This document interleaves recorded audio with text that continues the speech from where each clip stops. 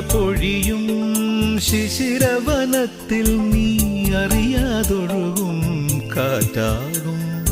നിൻ മൃദുവിരലിൻ സ്പർശം കൊണ്ടെൻ പൂമരമടിമുടി തളിരണിയും.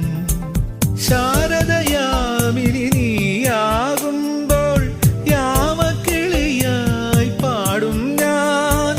ഋതുവിൻ ഹൃദയം നീയായി മാറും പ്രേമസ്പന്ദനമാകും ഞാൻ. നീയൊരു പുഴയായി തഴുകും